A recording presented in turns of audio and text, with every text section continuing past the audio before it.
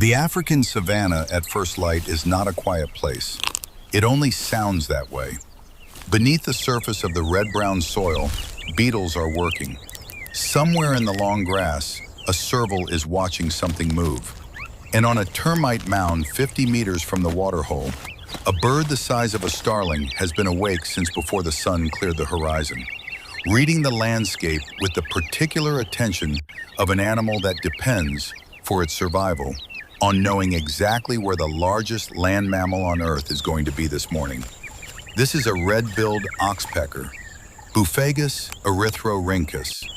It weighs less than 60 grams, and it is about to climb onto an animal that weighs 6,000 kilograms.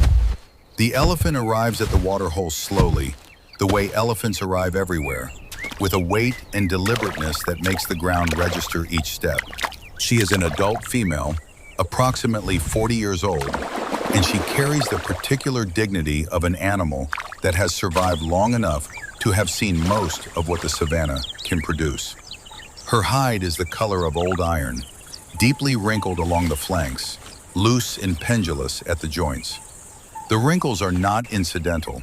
They are functional, a heat management system that increases the surface area of the skin, allowing more effective thermal regulation in the African heat. They are also, from the perspective of the oxpecker, real estate.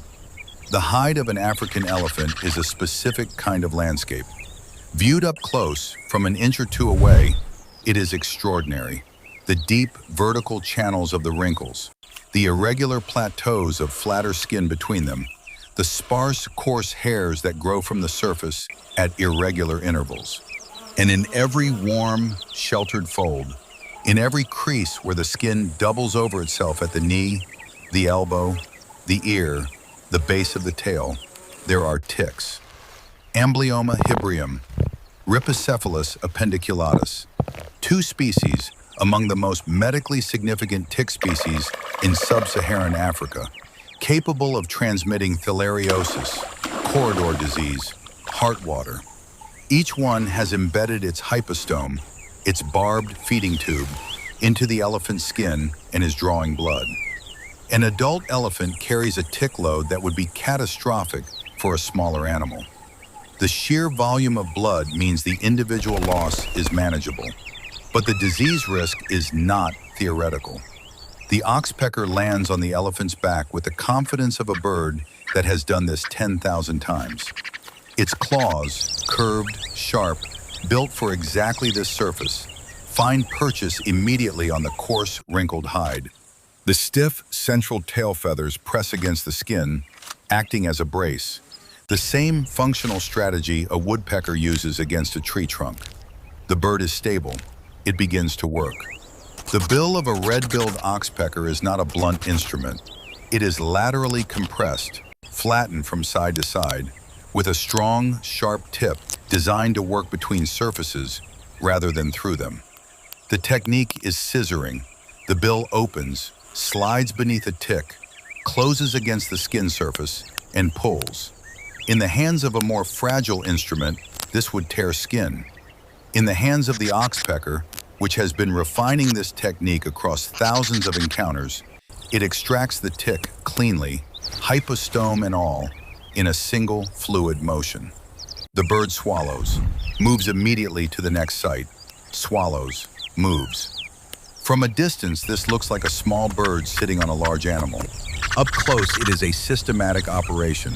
The oxpecker reading the hide surface in a methodical grid, covering each section before moving to the next, following the concentration gradient of the infestation toward the areas of highest density.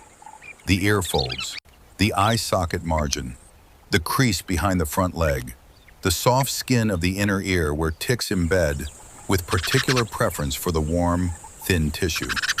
This is where the relationship becomes genuinely unusual.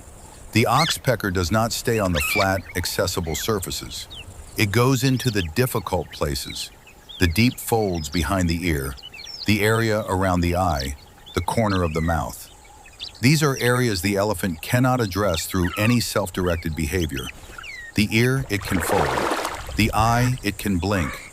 The mouth, it can open. None of these actions remove ticks from the tissue margins. The oxpecker removes them, moving with the confidence of an animal that the elephant has recognized as non-threatening in the most fundamental sense.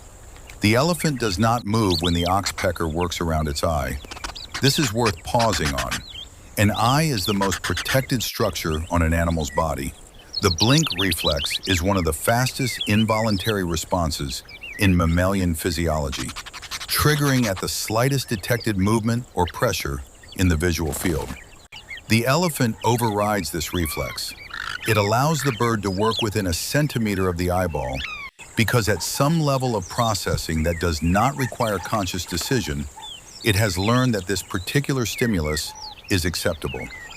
By mid-morning, there are 3 oxpeckers on the elephant. They have divided the available territory between them, not through any apparent negotiation, but through the competitive spacing that emerges naturally when multiple foragers work the same surface. Each bird establishing a working zone and moving through it systematically, occasionally displacing another from a particularly rich site, but generally maintaining the efficient coverage that maximizes collective extraction. The elephant moves to the shade of an acacia at the edge of the waterhole. The oxpeckers move with her, adjusting their grip as the great body shifts, maintaining position through the transition with the casual competence of animals for whom this is not an event, but simply the ongoing condition of their daily existence.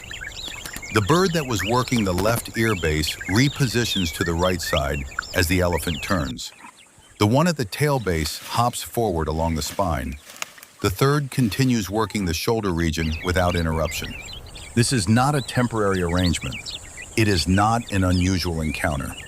Red-billed oxpeckers spend the majority of their active hours on large mammals: buffalo, giraffe, zebra, rhinoceros, elephant, moving between hosts as conditions dictate, following the food source wherever the food source goes. The relationship has been continuous long enough that the morphology of the bird reflects it. Those curved claws, that laterally flattened bill, the stiff tail feathers, each is a specific adaptation to life on the surface of a large mammal, shaped by the selective pressure of thousands of years of this exact arrangement. The tick load on the elephant has been visibly reducing since the birds arrived. Not dramatically, there are still hundreds of ticks in the deep folds, but the surface density is lower, the concentration in the accessible area is thinning. The birds have consumed, between them, perhaps 300 ticks in 2 hours of work. Each tick was a blood meal, dense with nutrients, full of the elephant's own blood already extracted and concentrated by the parasite's digestive system. High protein, high fat, efficiently packaged. The elephant drinks. The oxpeckers hold position on her back as she extends her trunk to the water, the great muscular column lowering, drawing in, curling back to deposit water into the mouth. Then she stands, water running from her lower jaw, and the birds resume working as if the drinking were a minor interruption in a longer, continuous activity. In the late afternoon, a second elephant approaches the waterhole. Younger, perhaps 15 years old, a male beginning the transition out of his natal group. He carries a heavier tick load than the female, the infestation more recently established, not yet addressed by birds. The oxpeckers on the female notice the new arrival immediately. One of the 3 lifts, circles, and lands on the young male's back. He flinches. The landing is unexpected. The sensation unfamiliar in the particular way that a young animal responds to something its experience has not yet fully categorized. But he does not flee. Within 30 seconds, his body has settled. The bird begins to work. This is how the relationship propagates. Young elephants learn to tolerate oxpeckers by experiencing what oxpeckers do. The initial unfamiliarity gives way to the recognition that the sensation is followed by relief, and the relief, accumulated across many encounters, becomes the reason the tolerance is maintained. The bird does not explain itself. The elephant does not choose to cooperate. The outcome, cooperation, emerges from the simple arithmetic of repeated experience. The sun reaches the western horizon, and the savanna light shifts to the long gold of late afternoon. The female elephant is still at the waterhole, now accompanied by two younger females and a calf. The oxpeckers, three still, have worked their way across several square meters of hide in the hours since they arrived. They will continue until the light fails. The elephant will stand in the cooling air and allow it. In the morning, the birds will be at their termite mound before the sun clears the horizon, reading the landscape, waiting for the largest land mammal on Earth to arrive at the waterhole. The arrangement will continue exactly as it always has, not because either party has decided to maintain it, but because the needs that created it have not changed, and the needs that sustain it will not change until the savanna itself changes. The calf watches the birds on its mother's back. It will remember this, not in the way that a decision is remembered, but in the way that the body remembers things that happen to it repeatedly over a long enough time. The birds, the relief, the acceptance. The savanna records nothing. The sun goes down. The oxpeckers go to roost in the acacia above the waterhole. And somewhere in the dark, the elephant is still there, standing in the cooling air of the African night, carrying the particular patience of an animal that has been the largest thing in its landscape for long enough that patience has become its defining characteristic. The morning will come, the birds will return, the work will continue.